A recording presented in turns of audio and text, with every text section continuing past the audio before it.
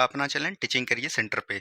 तो चलिए, जितने भी बिहार पुलिस के अभ्यर्थी होंगे वो अपना फॉर्म डाल दिए होंगे और कुछ विद्यार्थी जो है अभी फॉर्म नहीं डाले होंगे। तो कोई दिक्कत नहीं है, जितना जल्दी हो सके आप फॉर्म को फिलअप कर लीजिए, ताकि बाद में अगर साइट स्लो भी चले तो आप लोग को कोई भी प्रॉब्लम नहीं हो।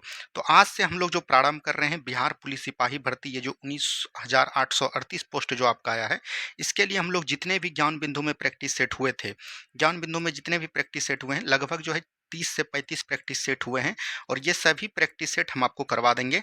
और इसका वीडियो जो है डेली सुबह आपको 9 AM में आ जाएगा और इसका पीडीएफ जो है आपको पहले ही मिल जाएगा। पीडीएफ लगभग जो है आपको 8 AM में आपको टेलीग्राम पर मिल जाएगा। आप लोग 1 घंटा में बना लीजिएगा। उसके बाद जो आपको समय मिलेगा 9 बजे से आपका यूट्यूब पे फुल डिस्कशन देखने को मिलेगा। इसमें जो है डेली आपको 1 से लेके 100 क्वेश्चन तक देखने को मिलेगा। तो इसमें अगर एक क्वेश्चन का हम 5 क्वेश्चन भी बताते हैं तो डेली आपको 500 क्वेश्चन प्रोवाइड हो गया होगा। और अगर आप 30 प्रैक्टिस सेट कर लेते हैं बहुत ही ईमानदारी पूर्वक से, तो आपको लगभग जो है 15,000 क्वेश्चन रिवाइज हो जाएगा।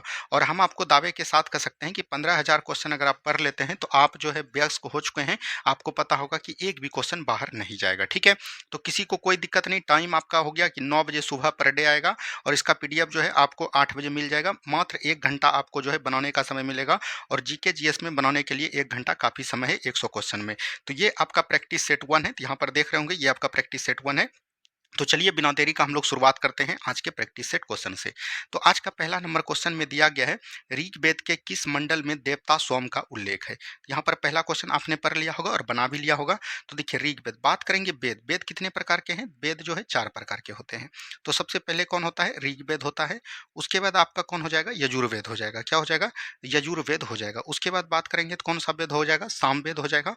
और उसके बाद लास्ट में बात करेंगे तो एक हो जाएगा आपका अथर्ववेद। कौन हो जाएगा? अथर्ववेद हो जाएगा।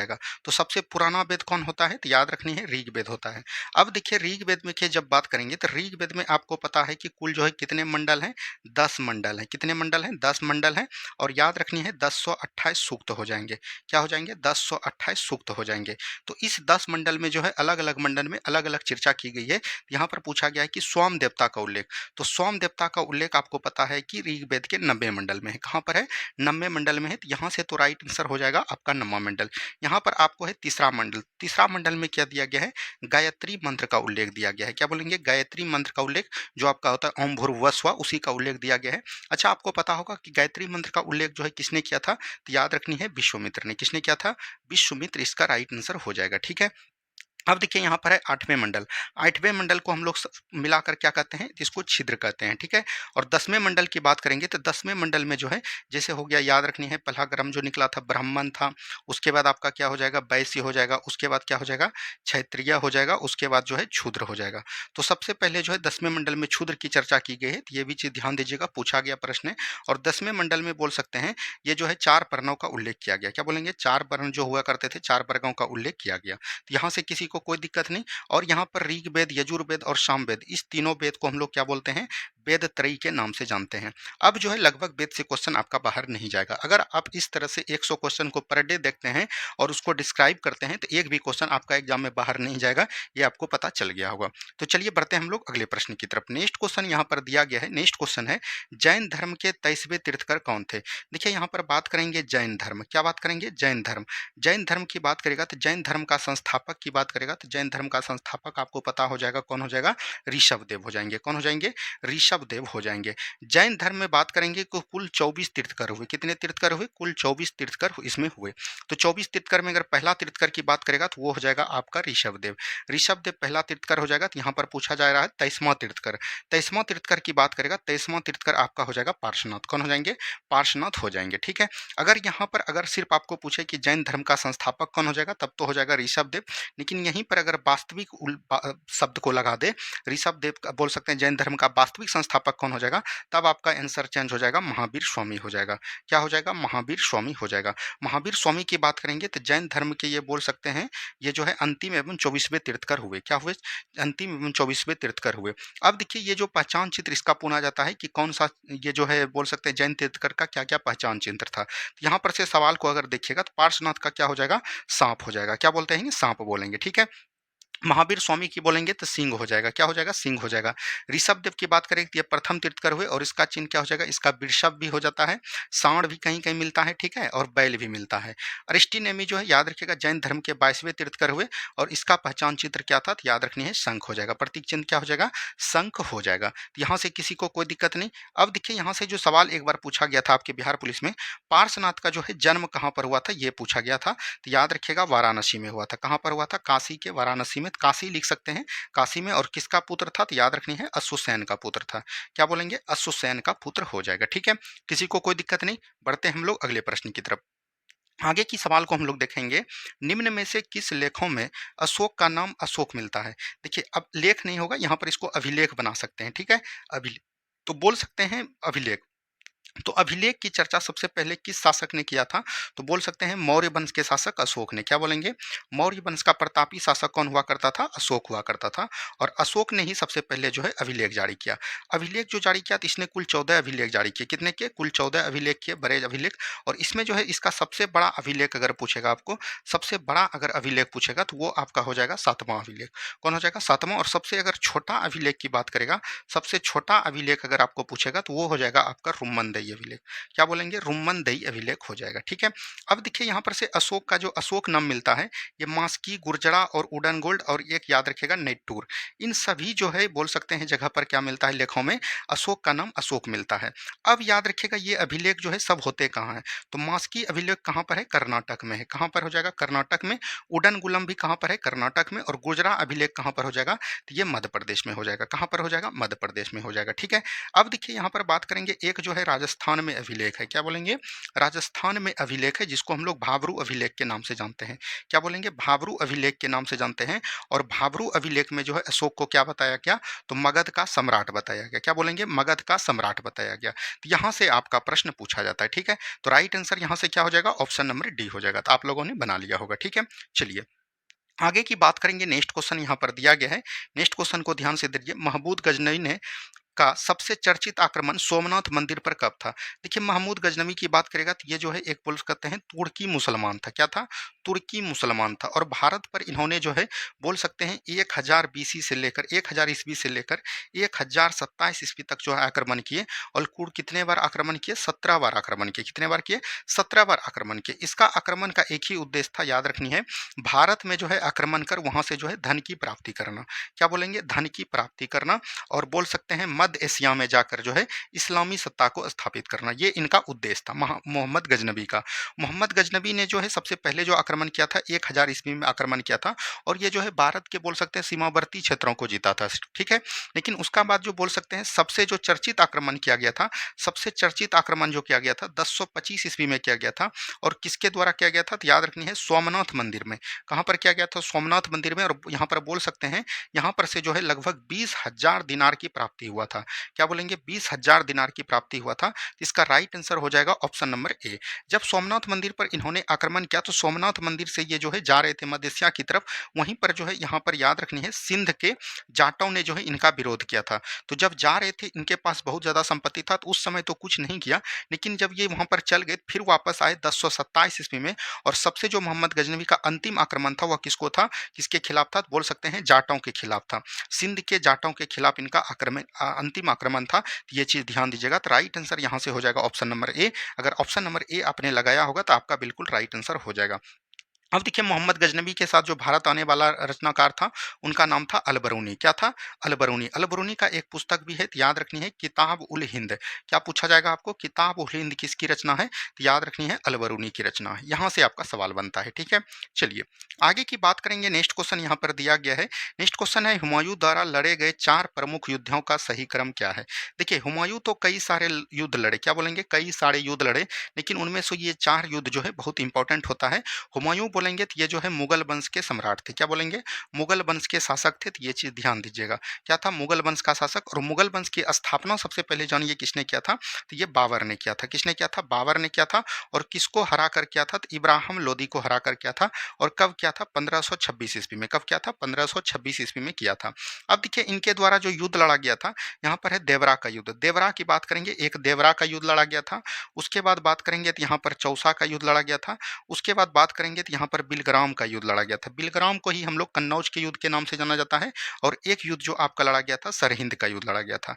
क्या बोलेंगे? सरहिंद का युद्ध। अब देखिए देवरा का युद्ध जो लड़ा गया था ये 1531 में, चौसा का युद्ध 1539 में, बिलग्राम का युद्ध 1540 ईस्वी में लड़ा गया था और सरहिंद का युद्ध 1555 ईस्वी में लड़ा गया था। ठीक है, तो यहाँ तक किसी को कोई दिक्कत नहीं है। अब देखिए आपको इसी से रिलेटेड जो है सवाल पूछा गया है।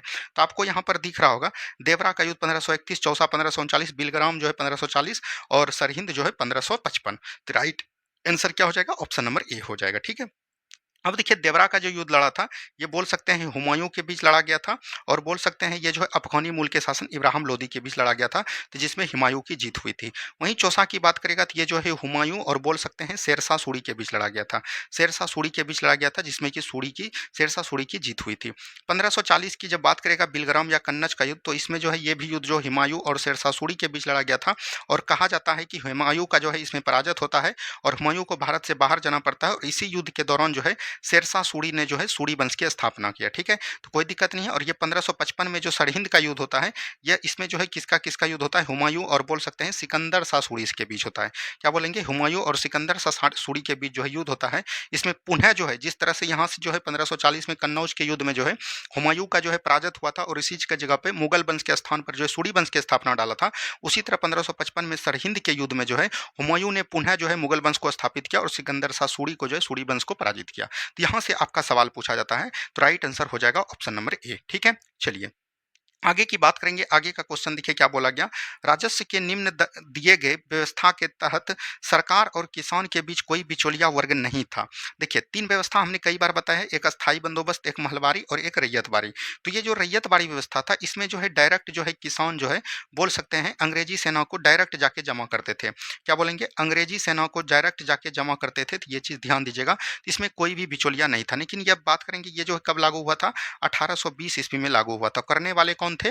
टॉमस मुनरो थे। ये कई बार एग्जाम में पूछा गया है, टॉमस मुनरो और बोल सकते हैं लेजेंडर रीड हो जाएगा। ठीक है, ये दोनों व्यक्ति का नाम याद रखनी है। वहीं पर बात करेंगे आपको यहाँ पर दिया गया अस्थाई बंदोबस्त। अस्थाई बंदोबस्त में क्या था याद रखनी है, किसान जो है इसमें मालिक कौन होता था? जमींदार होता था।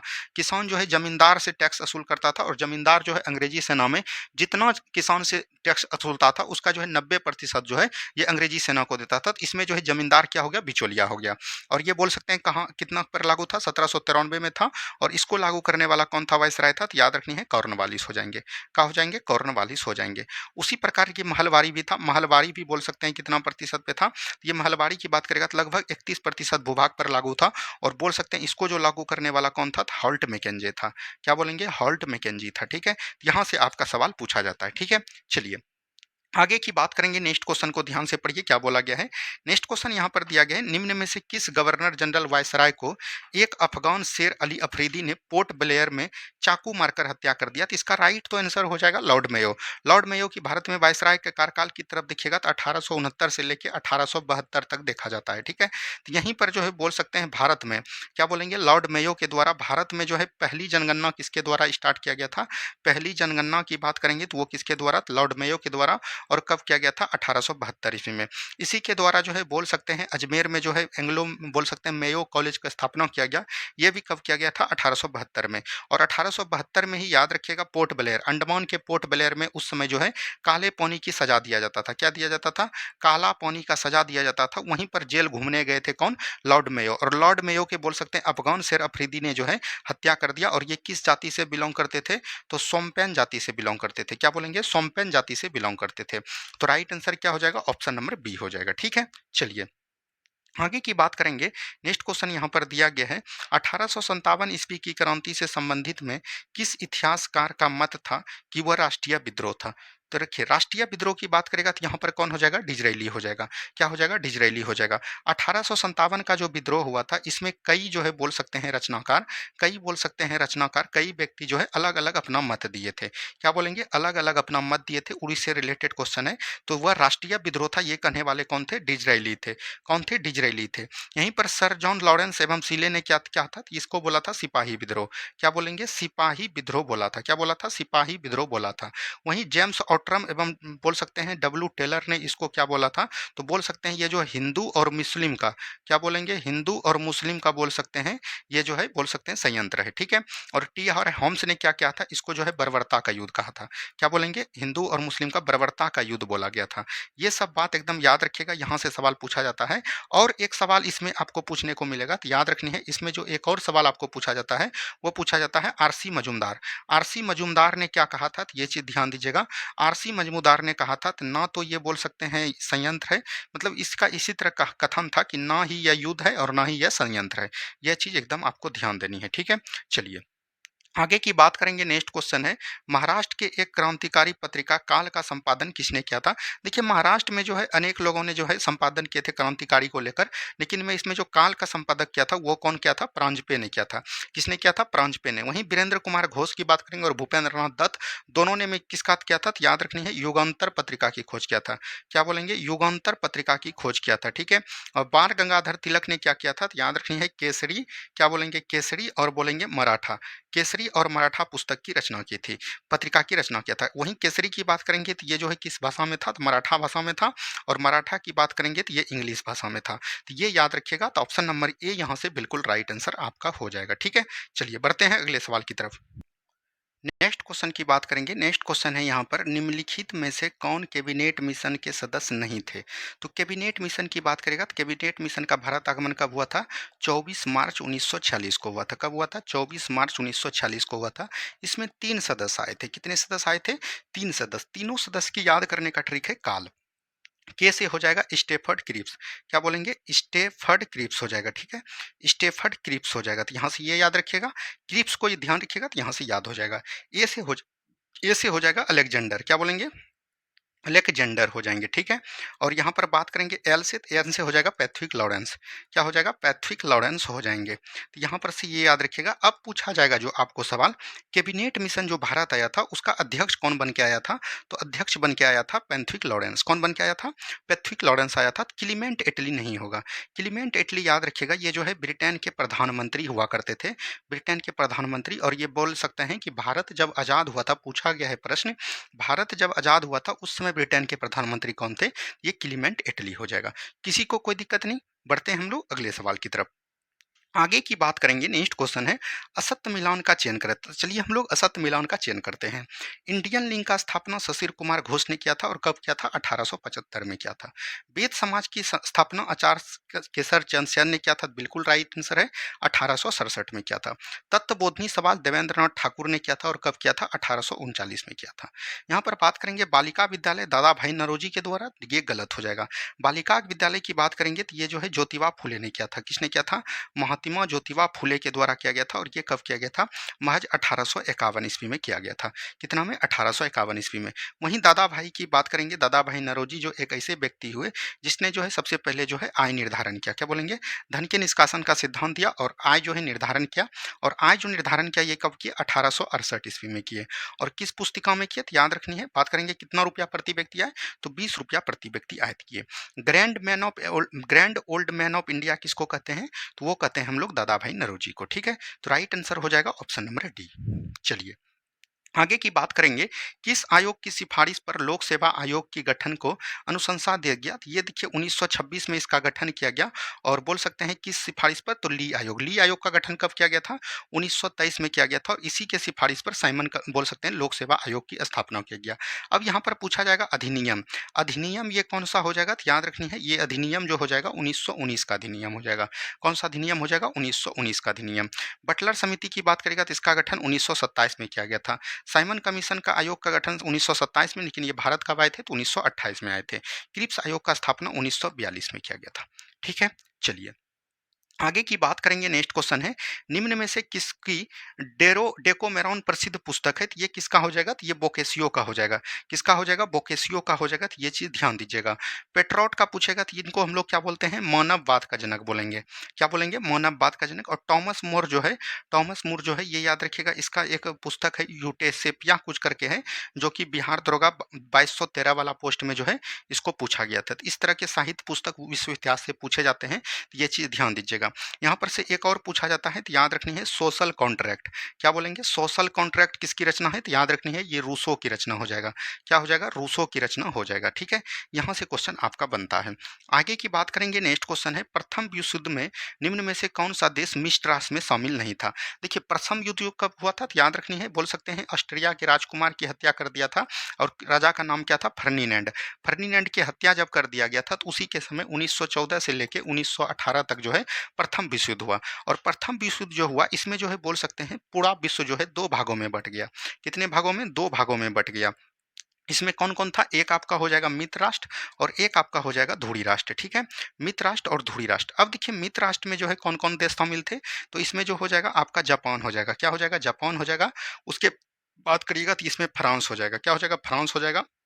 अमेरिका हो जाएगा। क्या बोलेंगे? अमेरिका हो जाएगा। उसके बाद बात करेंगे तो रूस हो जाएगा। ठीक है, रूस के बाद इंग्लैंड हो जाएगा। क्या हो जाएगा? इंग्लैंड हो जाएगा। तो ये सब जो है मित्र राष्ट्र में शामिल थे। वहीं ध्रुवीय राष्ट्र की बात करेगा तो इसमें जर्मनी हो जाएगा, इटली हो जाएगा। ठीक है, इटली के बाद तुर्की हो जाएगा। ये सब जो है किस में शामिल था? तो याद रखिएगा ध्रुवीय राष्ट्र में थे, जिसमें कि मित्र राष्ट्र का जीत होता है और ध्रुवीय राष्ट्र की हार होती है। और जर्मनी के बोल सकते हैं, जर्मनी जो है ऑप्शन नंबर डी बिल्कुल राइट आंसर यहाँ पर से हो जाएगा। और प्रथम विश्व युद्ध की जो संधि होती है किसके द्वारा समाप्त होता है? तो याद रखनी है वर्साई की संधि। क्या बोलेंगे? वर्साई की संधि के तहत जो है समाप्त होता है। ठीक है, चलिए आगे की बात करेंगे। नेक्स्ट क्वेश्चन यहाँ पर दिया गया है। नेक्स्ट क्वेश्चन को ध्यान से देखिए। विश्व ग्लोब का निर्माता किसे कहा जाता है? तो मार्टिन बेहम को कहा जाता है। किसको कहा जाता है? मार्टिन बेहम को। वहीं बात करेंगे अलेक्जेंडर मेंडर को किसको बोलते हैं? विश्व मानचित्र का बोलेंगे, मानचित्र का निर्माता किसे कहते हैं? तो अलेक्जेंडर मेंडर को कहते हैं। तो ये याद रखिएगा, यहाँ से आपका प्रश्न जो है पूछा जाता है। आगे की बात करेंगे, शनि ग्रह का सबसे बड़ा उपग्रह कौन हो जाएगा? तो ये टाइटन हो जाएगा। क्या हो जाएगा? टाइटन हो जाएगा। वहीं बात करेंगे बृहस्पति, यहाँ गनीमीड जो है ये किसका हो जाएगा? बृहस्पति ग्रह का सबसे बड़ा ग्रह हो जाएगा, उपग्रह हो जाएगा। और बोल सकते हैं सौर मंडल का भी सबसे बड़ा उपग्रह कौन हो जाएगा? सौर मंडल का सबसे बड़ा उपग्रह भी गनीमीड हो जाएगा। ये टाइटेनिया जो है किसका हो जाएगा? अरुण का उपग्रह हो जाएगा। किसका हो जाएगा? अरुण का। और टाइटन की बात करेंगे तो ये बरुण का उपग्रह हो जाएगा। अब किसी को कोई तरह का दिक्कत नहीं, बढ़ते हैं हम लोग अगले सवाल की तरफ। आगे की बात करेंगे, निम्न में से कौन सा हिमालय काली तथा तिस्ता हिमालय के मध्य पाया जाता है? अब देखिए यहाँ पर एक होता है आपका पंजाब हिमालय। क्या होता है? पंजाब हिमालय। एक होता है आपका कुमायूं हिमालय। क्या बोलेंगे? कुमायूं हिमालय। एक आपका होता है नेपाल हिमालय और एक आपका होता है असम हिमालय। यहाँ से किसी को कोई दिक्कत नहीं। अब देखिए यहाँ से नदी का जो है इसमें उद्गर्भाव पूछा पता है कि किस नदी के कौन सा बीच है। तो पंजाब हिमालय की बात करेगा तो ये जो है सिंधु एवं सतलज के बीच है। क्या बोलेंगे? सिंधु एवं सतलज के बीच है।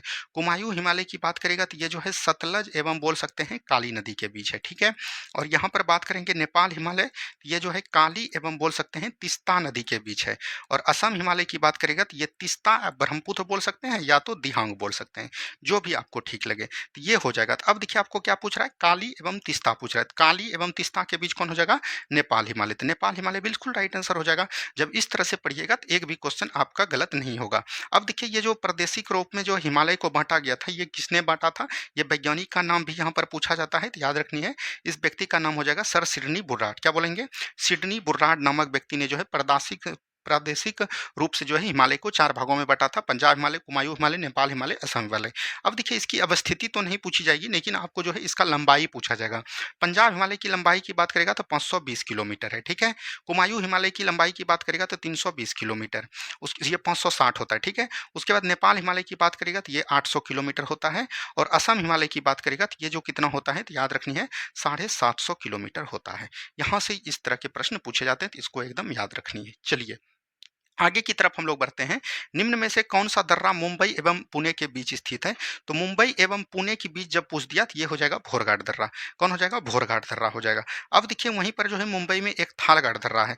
ये किसके किसके बीच है? तो ये याद रखनी है मुंबई और नासिक के बीच है। क्या बोलेंगे? मुंबई और नासिक के बीच कौन हो जाएगा? थालगढ़ दर्रा। यहाँ पालघाट दर्रा है, तो ये याद रखनी है, बोल सकते हैं तमिलनाडु के बोल सकते हैं कोयम्बटूर को जो है ये किसको अलग करता है? तो याद रखनी है ये हो जाएगा केरल के बोल सकते हैं कोच्चिन को अलग करता है। तो यहाँ से कोई दिक्कत नहीं। ठीक है, और एक जो है यहाँ पर सैनकोटा दर्रा है, तो ये भी जो है बोल सकते हैं केरल और तमिलनाडु के बीच है। किसके बीच है? केरल और तमिलनाडु के बीच है। तो यहीं पर बात करेंगे केरल के जो है ये किसको अलग करता है? तो केरल के बोल सकते हैं ये जो है तिरुवनंतपुरम को, और तमिलनाडु के मदुरई से अलग करता है। तो यहाँ से कोई दिक्कत नहीं है आपको। अब आपका कोई दिक्कत नहीं है। एक दिन जो है हम दर्रा का टॉपिक रख के जो है सभी दर्रा को आपको ट्रिक से बता देंगे, ताकि एक भी क्वेश्चन गलत नहीं हो। आगे की बात करेंगे, नेक्स्ट क्वेश्चन है भारत का सबसे दक्षिणी बिंदु कौन है? देखिए इस तरह से जो आप भारत बना लीजिए, यहाँ पर हो जाएगा सबसे दक्षिणी बिंदु। यहाँ पर क्या होता है? अंडमान निकोबार। और इसका क्या हम लोग बोलते हैं? इसको हम लोग बोलते हैं इंदिरा पॉइंट के नाम से जानते हैं। क्या बोलेंगे? इंदिरा पॉइंट के नाम से। इसी को हम लोग पिग्मेलियन पॉइंट भी कहीं कहीं दिया जाएगा, पिग्मेलियन पॉइंट भी दिया जाता है। इसी को याद रखनी है, एक और नाम से जाना जाता है, वो ध्यान नहीं आ रहा है। इसको हो जाएगा इंदिरा पॉइंट। दक्षिणी बिंदु पूछेगा तो इंदिरा पॉइंट। वहीं बात करेगा सबसे उत्तरी बिंदु कौन हो जाएगा? तो याद रखनी है लद्दाख में हो जाएगा, वो हो जाएगा इंदिरा कौल। कौन हो जाएगा? इंदिरा कौल हो जाएगा। वहीं बात करेगा सबसे पश्चिमी में कौन हो जाएगा? तो याद रखनी है गुहार मोती। क्या बोलेंगे? गुहार मोती, या तो सरक्रीक भी बोल सकते हैं। क्यों सरक्रीक बोलते हैं? तो याद रखनी है सरक्रीक की बात करेगा तो ये भारत और पाकिस्तान के बीच जो सीमा कौन बनाता है? गुजरात। और गुहार मोती कहाँ पर है? गुजरात में। इसीलिए सरक्रीक विवाद जो है कहाँ पर है? तो ये भारत और पाकिस्तान के बीच है। ठीक है। और सबसे पूर्वी की बात करेगा तो सबसे पूर्वी में हो जाएगा कुबिथु। क्या बोलेंगे? कीबिथु हो जाएगा। कीबिथु कहाँ पर है? अरुणाचल प्रदेश में। यहाँ से अब आपको कोई भी दिक्कत नहीं होगा। ठीक है, चलिए आगे की बात करेंगे। नेक्स्ट क्वेश्चन यहाँ पर दिया गया है, निम्न में से किस नदी का उद्गम बेरीनाग के समीप शेषनाग झील से होता है? तो ये झेलम नदी का होता है। किसका होता है? झेलम नदी का। रावी की बात करेगा तो ये हिमाचल प्रदेश के रोहतांग दर्रा से निकलती है। और चिनाब की बात करेगा तो ये हिमाचल प्रदेश के वारालाचा दर्रा से निकलती है। ठीक है। और सतलज की बात करेगा तो ये तिब्बत के मानसरोवर झील से निकलती है। तिब्बत के मानसरोवर के बोल सकते हैं राकसताल झील से निकलती है। क्या बोलेंगे? राकसताल झील से निकलती है। और ये सभी नदियां जो है बोल सकते हैं सिंधु की सहायक नदियां हैं। क्या बोलेंगे? सिंधु की सहायक नदियां हैं। सिंधु कहाँ से निकलती है? सिंधु भी तिब्बत के मानसरोवर झील से निकलती है। और अपना जल जो है लद्दाख से सीमा बनाकर अपना जल कहाँ पर गिराती है? अरब की खाड़ी में गिराती है। और इसकी लंबाई की बात करेंगे तो 2880 किलोमीटर इसकी कुल लंबाई है। ठीक है, तो राइट आंसर यहाँ से क्या हो जाएगा? Option number A. चलिए आगे की बात करेंगे, निम्न में से कौन सा झील उत्तराखंड में अवस्थित नहीं है? तो उत्तराखंड में देखिए जितना भी अंत में लास्ट में ताल लगा होगा सब जो है उत्तराखंड में, समताल, देवताल, राकसताल ये सभी है। लेकिन चंद्रताल जो है कहाँ पर हो जाएगा? तो ये हिमाचल प्रदेश में। चंद्रताल के एक और याद रखिएगा सूरज ताल, ये दोनों कहाँ पर होता है? हिमाचल प्रदेश में होती है। ठीक है, चलिए आगे की बात करेंगे। ग्रीष्म ऋतु में चलने वाली आर्द्र हवाएं को किस राज्य में आम्र वर्षा के नाम से जाना जाता है? आम्र वर्षा को कहाँ पर जाना जाता है? केरल में। पूर्वी भारत में हम लोग किस नाम से जानते हैं? तो नार्वेस्टर के नाम से जानते हैं। कर्नाटक में हम लोग किस नाम से जानते हैं? तो याद रखिएगा चेरी ब्लॉसम के नाम से जानते हैं। क्या बोलेंगे? चेरी ब्लॉसम के नाम से जानते हैं। और बंगाल में क्या बोलेंगे? काल बैसाखी के नाम से जानते हैं। तो इस तरह से आपको याद रखनी है। ठीक है, चलिए आगे की बात करेंगे, निम्न में से किस क्रांति का संबंध मसाला उत्पादन से? तो बादामी क्रांति हो जाएगा। क्या हो जाएगा? ब्रांदी। गुलाबी क्रांति की बात करेगा तो झींगा मछली उत्पादन जो है किससे हो जाएगा? तो ये हो जाएगा गुलाबी क्रांति। खाकी क्रांति चमड़ा उत्पादन जो है बोल सकते हैं किससे हो जाएगा? चमड़ा उत्पादन जो है ये हो जाएगा। अमृत क्रांति यहाँ पर हो जाएगा ये नदी जोड़ो परियोजना। क्या बोलेंगे? नदी जोड़ो परियोजना जो है किससे हो जाएगा? तो अमृत क्रांति से हो जाएगा। ठीक है, चलिए आगे की बात करेंगे, निम्न में से किस उद्योग को विकास उद्योग के नाम से भी जाना जाता है? तो मोटर गाड़ी उद्योग को। किसको जाना जाता है? मोटर गाड़ी उद्योग को। आगे की बात करेंगे, 2011 के जनगणना के अनुसार सर्वाधिक साक्षरता वाला केंद्र शासित प्रदेश कौन हो जाएगा? तो लक्षद्वीप हो जाएगा। कौन हो जाएगा? लक्षद्वीप। और अगर राज्य की बात करेगा सर्वाधिक अधिक कौन हो जाएगा? तब तो आपका हो जाएगा केरल। क्या हो जाएगा? केरल हो जाएगा। और सबसे कम साक्षरता वाला अगर पूछेगा आपको तो वो हो जाएगा बिहार। क्या हो जाएगा? बिहार हो जाएगा। ठीक है, चलिए आगे की बात करेंगे, संयुक्त राष्ट्र पर्यावरण कार्यक्रम का मुख्यालय कहाँ हो जाएगा? तो ये बोल रहा है यूएनईपी। क्या बोलेंगे? यूनाइटेड नेशन इन्वायरमेंट प्रोग्राम का मुख्यालय कहाँ पर हो जाएगा? तो ये नैरोबी केन्या में हो जाएगा। कहाँ पर हो जाएगा? नैरोबी केन्या में हो जाएगा। ठीक है, चलिए आगे की बात करेंगे, निम्न में से कौन सा जैविक एवं अजैविक संगठनों के मध्य बिचौलिया का उत्पादन करता है? तो ये उत्पादक हो जाएगा। कौन हो जाएगा? उत्पादक हो जाएगा। अब उत्पादक कितने प्रकार के याद रखिएगा? उत्पादक एक होता है उपभोक्ता, एक होता है अपघटक। तो उपभोक्ता कितने प्रकार के? 3 प्रकार के होते हैं, प्राथमिक, द्वितीयक और तृतीयक। कभी दूसरा शिफ्ट में जो है जब क्वेश्चन आएगा तो हम आपको वहां पर डील कर देंगे। आगे की बात करेंगे, नेक्स्ट क्वेश्चन है, संविधान सभा की प्रमुख समितियों में से किस समिति के अध्यक्ष डॉक्टर भीमराव अंबेडकर थे? तो बोल सकते हैं प्रारूप समिति। प्रारूप समिति में कुल कितने सदस्य थे? 7 सदस्य थे, जिसमें एक अध्यक्ष था। कौन थे अध्यक्ष? डॉक्टर भीमराव अंबेडकर। अन्य जो 6 सदस्य थे उसमें याद रखिएगा एक हो जाएगा आपका के एम मुंशी। कौन हो जाएगा? के एम मुंशी हो जाएंगे। ठीक है, दूसरा की बात करेगा तो ये हो जाएगा सर अल्लादी कृष्ण स्वामी अय्यर। क्या बोलेंगे? अल्लादी कृष्ण स्वामी अयंगर हो जाएंगे। ठीक है, तीसरा की बात करेगा तो एन बोल सकते हैं गोपाल स्वामी अय्यर हो जाएगा। गोपाल स्वामी बोल सकते हैं, गोपाल स्वामी अयंगर हो जाएंगे। ठीक है, वहीं चौथा की बात करेगा तो ये कौन हो जाएंगे? तो याद रखिएगा मोहम्मद बोल सकते हैं सादुतुल्लाह। क्या हो जाएंगे? मोहम्मद सादुतुल्लाह हो जाएंगे। ठीक है, वहीं बात करेंगे पचमा का कौन हो जाएगा? तो पचमा की बात करेगा तो ये हो जाएगा एन माधवराव। और एन माधवराव किसके जगह पे आए थे? बी मित्तल की जगह पे। और छठा की बात करेगा तो ये हो जाएगा टीटी कृष्णामाचारी। क्या बोलेंगे? टीटी कृष्णामाचारी। और ये किसके जगह पे आए थे? तो डीपी खेतान के जगह पर आए थे। तो आपको कोई दिक्कत नहीं होनी चाहिए, ये 6 सदस्य एकदम आपको याद रहनी चाहिए। आगे की बात करेंगे, कैबिनेट मिशन के प्रस्ताव पर गठित मंत्रिमंडल के शिक्षा मंत्री पूछेगा तो सी राजगोपालाचारी। अरुणा आसापल्ली की बात करेगा तो ये हो जाएगा रेल मंत्री। कौन हो जाएगा? रेल मंत्री।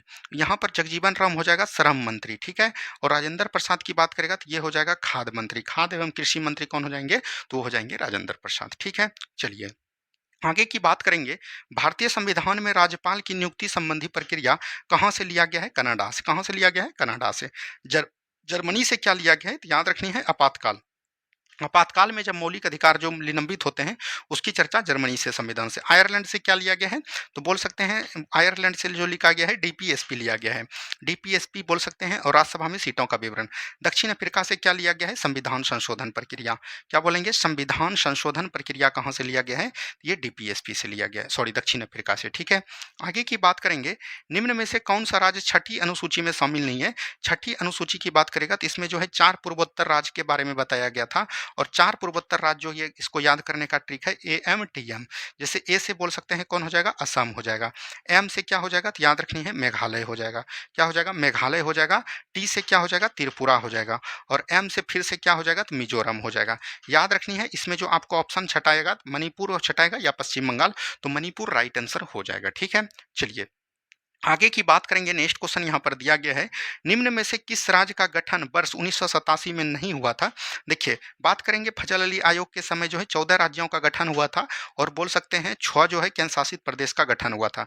लेकिन उसके बाद जैसे ही 1960 हुआ, 1963 हुआ, 1963 में नागालैंड, 1960 में गुजरात, इस तरह से गठन किया गया। तो उसी समय जो है 1972 में जो है किसका गठन किया गया था? तो मिजोरम का गठन किया गया था, सॉरी मेघालय का गठन किया गया था। किसका गठन किया गया था? मेघालय का गठन किया गया था। यहाँ पर 1987 में मिजोरम, अरुणाचल प्रदेश और गोवा तीनों का गठन किया गया था। तो इस तरह से बात को एकदम ध्यान देते हुए चलनी है। तो राइट आंसर क्या हो जाएगा? ऑप्शन नंबर बी मेघालय, जो कि 1972 में इसका गठन किया गया था, ठीक है। चलिए आगे की बात करेंगे, किस नागरिकता संशोधन अधिनियम के तहत माता पिता के नागरिकता के आधार पर विदेश में जन्म लेने वाले व्यक्ति को नागरिकता प्रदान करने का प्रावधान किया गया? तो 1992 में। कब किया गया? 1992 में। और नागरिकता संबंधित अधिनियम जो आया था कानून बनने का, वो संसद बनाएगा, वो कब आया था? तो 1955 में, ठीक है। ये दोनों बात को याद रखनी है। आगे की बात करेंगे, नेक्स्ट क्वेश्चन है, भारतीय संविधान के किस अनुच्छेद के तहत कुटीर उद्योगों को प्रोत्साहन करना? ये कई बार हमने बताया है, आर्टिकल 43 हो जाएगा। आर्टिकल 47 में क्या बोला गया है? पोषण स्तर को बढ़ावा देना। क्या बोलेंगे? पोषण स्तर को बढ़ावा देना। अनुच्छेद 48 में क्या है? कृषि एवं पशुपालन। क्या बोलेंगे? कृषि एवं पशुपालन की चर्चा कहाँ पर की गई है? तो अनुच्छेद 48 में। अनुच्छेद 51 की बात करेगा तो इसमें जो है अंतर्राष्ट्रीय शांति की बात किया गया है। क्या बोलेंगे? अंतर्राष्ट्रीय शांति की बात किया गया है। बातों को ध्यान से समझिए, राइटिंग उतना इंपॉर्टेंट नहीं है, लेकिन आप अगर बात को ध्यान से समझते हैं तो एक भी परेशानी आपको नहीं झेलनी पड़ेगी, ठीक है। चलिए नेक्स्ट क्वेश्चन है, निम्न में से कौन से 2 बार उपराष्ट्रपति एवं 1 बार राष्ट्रपति बने हैं? तो ये हो जाएंगे सर्वपल्ली राधाकृष्णन। क्या बोलेंगे? सर्वपल्ली राधाकृष्णन हो जाएंगे। राधाकृष्णन, राधाकृष्णन की बात करेगा तो ये जो है भारत के बोल सकते हैं 2 बार राष्ट्रपति। ये 1900 बोल सकते हैं 54 से लेके 64 तक बने उपराष्ट्रपति के तौर पर रहे। और उसके बाद जो है बोल सकते हैं 1964 से लेके बोल सकते हैं ये जो है 69 तक जो है भारत के राष्ट्रपति के पद पर रहे। और एक प्रकार का बोल सकते हैं ये जो है दार्शनिक राष्ट्रपति अगर आपको पूछेगा तो कौन हो जाएगा? तो डॉक्टर सर्वपल्ली राधाकृष्णन, ठीक है। चलिए आगे की बात करेंगे हम लोग, नेक्स्ट क्वेश्चन को ध्यान से देखिए, किस संवैधानिक संशोधन अधिनियम के तहत लोकसभा और राज्य विधानसभाओं में आंग्ल भारतीय के लिए सीटों के आरक्षण को समाप्त कर दिया? तो याद रखनी है, आंग्ल भारतीय की बात करेगा तो यहाँ पर से एक अनुच्छेद पकड़िए 331 को, ठीक है। इसमें क्या बोला गया था? तो लोकसभा में जो है 2 आंग्ल भारतीय को शामिल किया जाएगा, ये चीज बोला गया था। तो ये जो है 104वां संविधान संशोधन द्वारा समाप्त कर दिया। वहीं बात करेंगे 101वां संविधान संशोधन में क्या बोला गया? जीएसटी का उल्लेख है। क्या बोलेंगे? जीएसटी का उल्लेख है। 102वां में क्या बोला गया? ओबीसी वर्ग के जो है आयोग की बात की गई। 103 में क्या बोला गया? ईडब्ल्यूएस, यानी कि बोल सकते हैं सामान्य, बोल सकते हैं जो कास्ट के होते हैं उसमें जितने भी अंध पिछड़ा है उसमें जो है 10% जो है आरक्षण दिया जाएगा ईडब्ल्यूएस में। ये चीज ध्यान दीजिएगा। आगे की बात करेंगे, निम्न में से कौन अदिश राशि है? अदिश राशि की बात करेगा तो जिसमें बोल सकते हैं परिणाम और बोल सकते हैं दिशा दोनों होगा, वो आपका क्या हो जाएगा? सदिश राशि हो जाएगा। क्या हो जाएगा? सदिश राशि हो जाएगा। लेकिन लेकिन याद रखिएगा सिर्फ जिसमें दिशा हो, परिणाम नहीं हो, वो आपका अदिश राशि होगा। तो विद्युत धारा की बात करेगा तो विद्युत धारा एक प्रकार का बोल सकते हैं अदिश राशि है। वहीं जिसमें बॉल लगा रहे तो वो याद रखिएगा ज़्यादातर जो है सदिश राशि होता है, लेकिन एक याद रखिएगा विद्युत धारा जो है आपका अदिश राशि होता है। ठीक है, चलिए नेक्स्ट क्वेश्चन की बात करेंगे। न्यूटन के गति के किस नियम द्वारा बल का व्यंजक, यानी कि व्यंजक मतलब हुआ फार्मूला। याद रखिएगा न्यूटन ने जो है गति के कितने नियम दिए थे, 3 नियम दिए। तो पहला नियम में क्या मिलता है, तो बल की परिभाषा। क्या बोलेंगे, बल की परिभाषा। और पहले नियम को हम लोग जड़त्व का नियम भी नाम से जानते हैं। दूसरे में बात करेगा तो बल का जो है व्यंजक प्राप्त होता है, यानी F बराबर m। ये क्या हो जाएगा, द्वितीय हो जाएगा। और तृतीय की बात करेगा तो बलों के बीच जो है संबंध बनाएगा। क्या बोलेंगे, बलों के बीच जो है क्या बनाएगा, संबंध बताएगा। तो यहाँ से याद रखिएगा राइट आंसर क्या हो जाएगा, ऑप्शन नंबर बी। बलों के बीच संबंध करने का मतलब हुआ कि इधर से कोई व्यक्ति अगर आप कोई चीज फेंकते हैं तो क्रिया अगर दिखाते हैं तो उधर से जो है विपरीत प्रतिक्रिया आपको होगा। तो राइट आंसर क्या हो जाएगा, ऑप्शन नंबर बी हो जाएगा। ठीक है, चलिए नेक्स्ट क्वेश्चन है, निम्न में से कौन शक्ति के मात्रक नहीं है। अगर बात करेंगे शक्ति का मात्रक तो शक्ति में देखिए क्या होता है, ऐसा ही मात्रक वाट। अब देखिए इसमें वाट है ही नहीं, वाट इंटू घंटा है, तब ये हो जाएगा आपका। जब शक्ति के मात्रक में जो है घंटा से या समय से गुना हो जाए तो वो किसका हो जाएगा, ऊर्जा का मात्रक हो जाएगा। तो राइट आंसर क्या हो जाएगा, ऑप्शन नंबर सी। अब बोलिएगा इसमें भी नहीं है, एक हॉर्स पावर बराबर होता है 746 वाट, आपको पता होगा। तो यहाँ पर भी वाट आ गया। चलिए आगे की बात करेंगे। नेक्स्ट क्वेश्चन है यहाँ पर, जल का जो है महत्तम घनत्व किस पर होता है। देखिए महत्तम घनत्व तो 4 डिग्री सेल्सियस पर होता है, लेकिन यहाँ पर फ़ारेनहाइट है। तो सेल्सियस में जब इसको कन्वर्ट करिएगा तो 39.2 डिग्री फ़ारेनहाइट हो जाएगा। अब इसको चेंज कैसे करता है, तो याद रखिएगा C/5 हो जाएगा और बराबर हो जाएगा F-32 बटे यहाँ पर कितना हो जाएगा, 9 हो जाएगा। जब इसको कैलकुलेट कीजिएगा यहाँ पर वैल्यू का रखिएगा 4 डिग्री सेल्सियस, तो यहाँ पर आपका आ जाएगा इतना फ़ारेनहाइट। ठीक है, चलिए आगे की बात करेंगे। निम्न में से कौन विद्युत चुंबकीय तरंग है। विद्युत चुंबकीय तरंग कौन होता है, तो ये गामा हो जाएगा, गामा किरण हो जाएगा। तो जैसे हमने आपको कल बताया था, याद रखिएगा गामा किरण हो गया, अल्फा हो गया। ठीक है, गामा हो गया, अल्फा हो गया, उसके बाद बोलेंगे परावैगिनी हो गया। ये सब जो है क्या है, एक प्रकार का विद्युत चुंबकीय तरंग है। ठीक है, चलिए आगे की बात करेंगे। अवतल दर्पण के अगर कोई वस्तु वक्रता केंद्र पर है तो उसका प्रतिबिंब कहाँ बनेगा। अवतल दर्पण में जो है वास्तविक भी बनता है प्रतिबिंब और काल्पनिक भी बनता है, लेकिन यहाँ पर बोल रहा है कि वक्रता केंद्र पर जब बनेगा तो ये वक्रता केंद्र पर ही बनेगा। तो राइट आंसर हो जाएगा ऑप्शन नंबर बी। और जब अनंत पर बनेगा तो इसका जो है कहाँ पर बनेगा, प्रतिबिंब फोकस पर बनेगा। और जब फोकस पर बनेगा तब कहाँ पर बनेगा, तो प्रतिबिंब जो है अनंत पर बनेगा। तो ये दोनों अपने आप में विपरीत होता है, तो ये चीज ध्यान दीजिएगा। नेक्स्ट क्वेश्चन की बात करेंगे। जहाँ रुक रुक कर थोड़े थोड़े समय के लिए विद्युत धारा की आवश्यकता होती है, वहाँ किस प्रकार का सेल का प्रयोग किया जाता है, तो लेक्लांसे सेल का प्रयोग करते हैं। किसका सेल करते हैं, लेक्लांसे सेल का प्रयोग करते हैं। और ये किस पे काम करता है, एक जो है कैथोड होता है और एक आपका एनोड होता है। कैथोड जो है याद रखिएगा धनात्मक होते हैं और एनोड जो है क्या होते हैं, ऋणात्मक होते हैं। ये चीज ध्यान दीजिएगा। चलिए आगे की बात करेंगे। जिस पदार्थ का विद्युत फ्यूज बने होते हैं उसका क्या गुण। विद्युत फ्यूज की बात करेगा तो फ्यूज जो है क्या होना चाहिए, पतला तार होना चाहिए। सबसे पहले याद रखिए पतला तार होना चाहिए। इसका जो है गलनांक क्या होना चाहिए, उच्च होना चाहिए।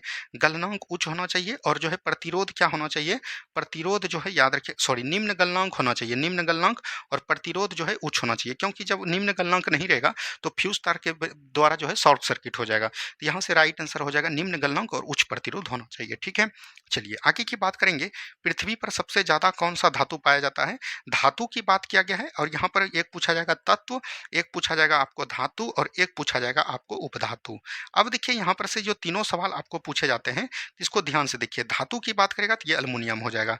वहीं पर अगर तत्व की बात करेगा तब आपका हो जाएगा ऑक्सीजन। क्या हो जाएगा, ऑक्सीजन हो जाएगा। और वहीं पर बात करेगा उपधातु, क्या बोलेंगे, उपधातु। तो उपधातु में कौन पाया जाता है, सिलिकॉन पाया जाता है। क्या पाया जाता है, सिलिकॉन पाया जाता है। तो ये तीनों बात को याद रखनी है। ठीक है, चलिए आगे की बात करेंगे। दाब बढ़ने से द्रव का क्वथनांक, दाब बढ़ने से हो या कुछ हो, द्रव का क्वथनांक क्या होगा, बढ़ेगा। क्या होगा, बढ़ेगा। ठीक है, चलिए आगे की बात करेंगे। इलेक्ट्रॉन की तरंग प्रकृति की खोज। देखिए दो प्रकार की तरंग प्रकृति होती है, एक इलेक्ट्रॉन का और एक होता है प्रकाश की तरंग। प्रकाश की तरंग प्रकृति की खोज अगर बात करेगा तो वो किसने किया था, हाइगेंस ने किया था। किसने किया था, हाइगेंस ने किया था। लेकिन यहीं पर बात करेंगे इलेक्ट्रॉन की तरंग प्रकृति की खोज किसने किया था, तो डी ब्रोगली ने किया था। ये चीज ध्यान दीजिएगा। यहीं पर यहाँ पर ऑप्शन में आपको दिख रहा है एंडरसन। एंडरसन ने क्या किया था, तो याद रखनी है। एंडरसन ने बात करेगा तो पोजिट्रॉन की खोज किया था। क्या बोलेंगे, पोजिट्रॉन की खोज किया था। और पॉली ने क्या किया था, तो याद रखनी है मेसॉन की खोज किया था। क्या बोलेंगे, मेसॉन की खोज किया था। ठीक है, चलिए आगे की बात करेंगे आवर्त सारणी के अष्टक नियम का सिद्धांत न्यूलैंड्स ने दिया था। किसने दिया था? न्यूलैंड्स ने। डोबनियर ने जो है तिर्यक नियम का पालन दिया था। और मेंडलीफ ने जो है परमाणु भार पर आधार पर सजाया था। क्या बोलेंगे? परमाणु भार पर जो है आवर्त सारणी को सजाया था। और मोसले ने क्या किया? परमाणु संख्या को सजाया था। क्या बोलेंगे? परमाणु संख्या पर सजाया था। और आधुनिक आवर्त सारणी का जनक कौन हो जाएगा? तो मोसले हो जाएगा। आवर्त सारणी का जनक कौन हो जाएगा? तो मेंडलीफ हो जाएगा। ठीक है, चलिए आगे की बात करेंगे कोशिका के केंद्रक की खोज किसने किया था? तो रॉबर्ट ब्राउन ने किया था। वहीं बात करेंगे कोशिका का खोज किसके द्वारा किया गया था? तो कोशिका का खोज रॉबर्ट हुक के द्वारा किया गया था। किसके द्वारा? रॉबर्ट हुक के द्वारा। फोंटाना का खोज किसके द्वारा किया गया था? तो ये जो है फोंटाना ने जो है बोल सकते हैं ये न्यूट्रॉनों की खोज किया था। क्या बोलेंगे? न्यूट्रॉनों की खोज किया था। एक बार देख लीजिएगा। स्पिंचर ने जो है किसका खोज किया था? तो क्लोरोप्लास्ट का किया था। क्या बोलेंगे? क्लोरोप्लास्ट का खोज किया था। ये चीज ध्यान दीजिएगा। और प्लेड ने जो है राइबोसोम का खोज किया था। क्या बोलेंगे? राइबोसोम का खोज किया था। ठीक है, चलिए आगे की बात करेंगे। एक संकरीय क्रॉस F2 पीढ़ी में फिनोटाइप, एक होता है फिनोटाइप, एक होता है जीनोटाइप। ठीक है, अगर एक संकरिया में पूछेगा फिनोटाइप तो ये हो जाएगा 3:1। और अगर जीनोटाइप पूछेगा तो 1:2 हो जाएगा। वहीं पर जो है द्वि संकरिया में अगर पूछेगा, द्वि संकरिया में अगर आपको पूछेगा तो ये 9391 हो जाएगा फिनोटाइप।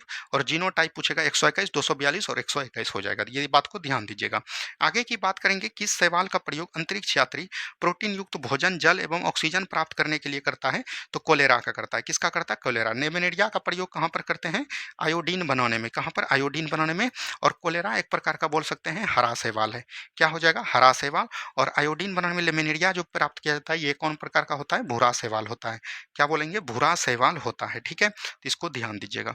आगे की बात करेंगे। पादप जगत के किस वर्ग को वनस्पति जगत का उभयचर कहा जाता है? ब्रायोफाइटा। ब्रायोफाइटा को क्यों उभयचर करते हैं? क्योंकि याद रखिएगा इसमें जो है तना और पत्ती जैसी संरचना पाई जाती है। पाई नहीं जाती है, बोल सकते हैं हमने पहले ही बता दिया, संरचना पाई जाती है। और जड़ के स्थान पर क्या पाया जाता है? मूलाभास पाया जाता है। इसीलिए ये पौधे जो है कुछ जो है या सकते हैं स्थल में भी उगते हैं और जल में भी। इसीलिए इसको पादप जगत का बोल सकते हैं उभयचर कहा जाता है। इसका कई सारा पौधा है। जैसे ब्रायोफाइटा की बात करेगा इसमें लगभग 22,000 जातियों की पौधा है। जैसे बोल सकते हैं मर्किसिया हो जाएगा। क्या हो जाएगा? मर्किसिया हो जाएगा। मॉस हो जाएगा। ठीक है, लिवर्टर हो जाएगा। ये सब किस जगत के पौधे हो जाएंगे? तो ये सब जो है ब्रायोफाइटा जगत के पौधे हो जाएंगे। आगे की बात करेंगे। पपीता का खाने योग्य भाग कौन होता है? मध्यफलविती। क्या बोलेंगे? मध्यफलविती। पुष्पासन जो है किसका हो जाएगा? सेब हो जाएगा, आपका नाशपाती हो जाएगा। ये सब जो क्या होता है? पुष्पासन। फल हम लोग किसका खाते हैं? अमरूद का खाते हैं। अंगूर का भी खाते हैं, अंगूर भी लिख लीजिए। केला भी लिख लीजिए। ये सब जो है क्या होता है? फलवित्ती होता है। भ्रूणकोष किसका होता है? नारियल का खाते हैं। किसका खाते हैं? नारियल एग्जाम्पल में हो जाएगा। आगे की बात करेंगे। निम्न में से किस पादप उत्तक द्वारा पौधे को दृढ़ता मजबूती प्रदान मिलता है? तो ये हो जाएगा स्क्लेरेंकैमा। इसको हिंदी में बोलते हैं ढीड उत्तक। क्या बोलेंगे? ढीड उत्तक के नाम से जानते हैं। ठीक है, और कोलेनकैमा क्या करता है? लचीला प्रदान करता है पौधे में। और पेरनकैमा का क्या काम है? भोजन को संग्रह करना, मतलब कि भोजन का निर्माण करना। और फ्लोएम का क्या है? खाद्य पदार्थों का संचय करना। ये बात को ध्यान दीजिएगा। आगे की बात करेंगे। निम्न में से किस वर्ग के जंतु समतापी? समतापी दो ही होते हैं, एक आपका स्तनधारी जिसमें कि मानव आ गया, और एक आपका हो गया पक्षी वर्ग के। ठीक है, जिसका कि बोल सकते हैं 37 डिग्री सेल्सियस ही रहता है, कभी घटता बढ़ता नहीं है। जैसे मत्स्य ठंडी दिन में कम हो जाता है, गर्मी दिन में ज्यादा हो जाता है। यहाँ पर हो जाएगा पक्षी, ऑप्शन नंबर डी। ठीक है, चलिए निम्न में से किस एंजाइम का स्रवण अग्नाशय में नहीं होता है? तो इसका याद रखिएगा, ये हो जाएगा ताल। क्या बोलेंगे? ताल हो जाएगा।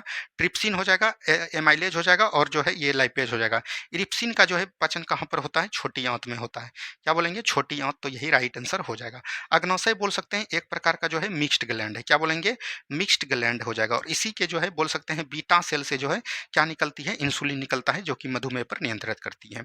आगे की बात करेंगे। शरीर को संतुलन बनाए रखने के कार्य मस्तिष्क के किस भाग को कहते हैं? तो सेरेबेलम को कहते हैं। मेडुला ऑब्लोंगेटा किसको कहते हैं? उल्टी जैसे बोल सकते हैं अनैच्छिक क्रिया जो है किसमें होगा? तो ये इसी में पाया जाएगा। ठीक है, कारपोरा में बोल सकते हैं, जैसे कि बोल सकते हैं कोई चीज को इसका ध्यान नहीं है, इसका एग्जाम्पल होता है जैसे कोई चीज है उसको याद रखना है या देखकर भूल जाना, वो इस तरह के घटनाओं को परिणाम देता है। नेक्स्ट क्वेश्चन है। किस पंचवर्षीय योजना का मुख्य उद्देश्य था गरीबी उन्मूलन एवं आत्मनिर्भरता? ये किसका हो जाएगा? तो याद रखनी है, ये जो हो जाएगा द्वितीय पंचवर्षीय योजना, सॉरी ये द्वितीय पंचवर्षीय योजना नहीं होगा, तो याद रखनी है। उद्देश्य था गरीबी उन्मूलन तथा आत्मनिर्भरता। ये चतुर्थ या पंचम होगा, इसको एक बार देख लेनी है आपको। नेक्स्ट क्वेश्चन देखिए। राष्ट्रीय नियोजन समिति का गठन कब किया गया था? तो राष्ट्रीय नियोजन समिति का गठन यहाँ पर पूछा गया है कब किया गया था? तो ये किया गया था 1938 में। कब किया गया था? 1938 में किया गया था। ठीक है, किसी को कोई तरह का दिक्कत नहीं। बढ़ते हैं हम लोग आगे के सवाल को। भारतीय रिजर्व बैंक की स्थापना किस आयोग की सिफारिश पर किया गया था? यंग हिल्टन समिति पे सिफारिश पर। और ये सिफारिश कब हुआ था? 1924 के अधिनियम में इसका गठन किया गया था 1935 में। यहाँ तक किसी को कोई दिक्कत नहीं, ऑप्शन नंबर सी हो जाएगा। नेक्स्ट क्वेश्चन की बात करेंगे, निम्न में से कौन सा प्रत्यक्ष कर है? ये संपत्ति कर जो है एक प्रकार का प्रत्यक्ष कर है। क्या हो जाएगा? प्रत्यक्ष कर हो जाएगा। आगे की बात करेंगे, निम्न में से किस समिति का संबंध प्रतिभूति घोटाला से है? प्रतिभूति घोटाला से यहाँ पर संबंध पूछा गया है, तो ये कौन सा हो जाएगा? तो जानकी रमन समिति हो जाएगा। क्या हो जाएगा? जानकी रमन समिति हो जाएगा। ठीक है, आगे की बात करेंगे, निम्न में से प्रेम वाटिका पुस्तक के लेखक कौन हो जाएंगे?